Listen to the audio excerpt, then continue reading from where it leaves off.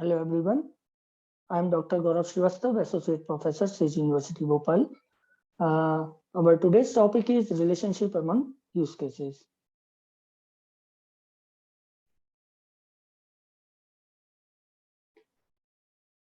So, these are the components of the use case diagram: actors, use cases and their specifications, and relationships between the use cases. In our previous video, we have talked about actors and use cases. In this lecture, we will talk about relationships between use cases. So relationship between two use cases is basically a dependency between the two use cases.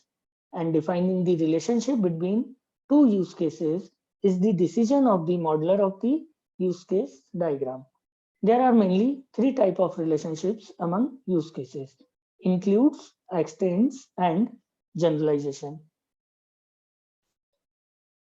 So in UML modeling, an include relationship is a relationship in which one use case, that is base use case, it always needs B to complete, includes the functionality of another use case, that is the included use case. In this case, included use case is B and base use case is A.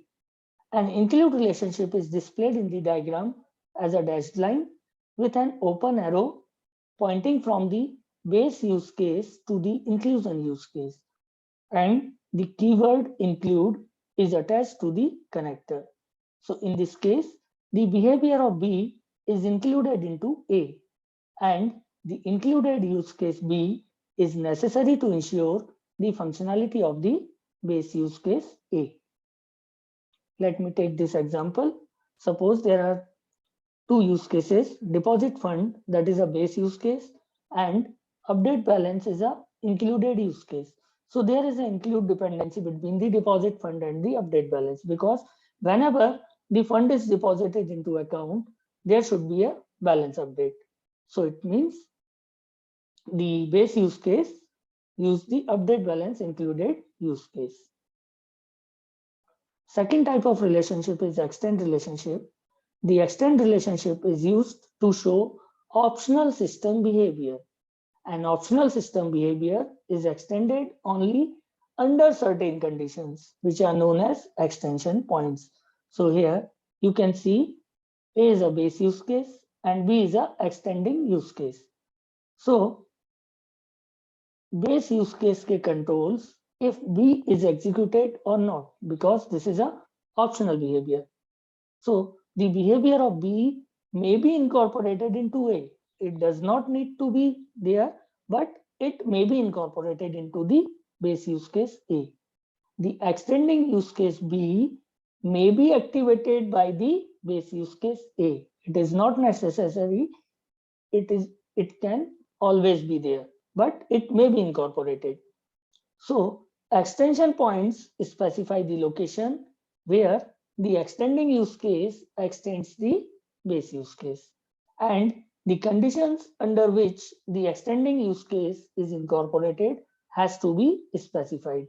So more than one extension points can be specified for each use case. So let me take this example. Suppose there is a deposit fund amount use case and there is a calculate bonus extending use case. So this is the extend kind of relationship, and we have specified here extension points. So you can see in a saving bank account, bonus is provided only if the deposited fund is above 10,000 or the depositor is above the age of 60 years. So these are the two extension points. It means the behavior of calculate bonus may be incorporated into deposit fund amount. If any one of condition is satisfied, then only calculate bonus behavior will be extended to deposit fund amount. And extension points in this case are age should be above 60 or deposit is greater than 10,000. So whenever we are talking about the extend relationship, we have to specify the extension points in the base use case. Third type of relationship is generalization. So generalization works in the same way with use cases as it works with the classes. and the child use case inherits the behavior and meaning of the parent use case as it is done in the case of the inheritance.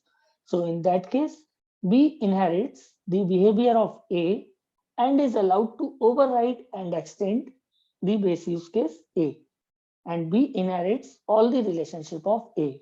To show the generalization, hollow arrow can be shown. Thank you. Stay tuned and subscribe to Sage University Bhopal. Thank you.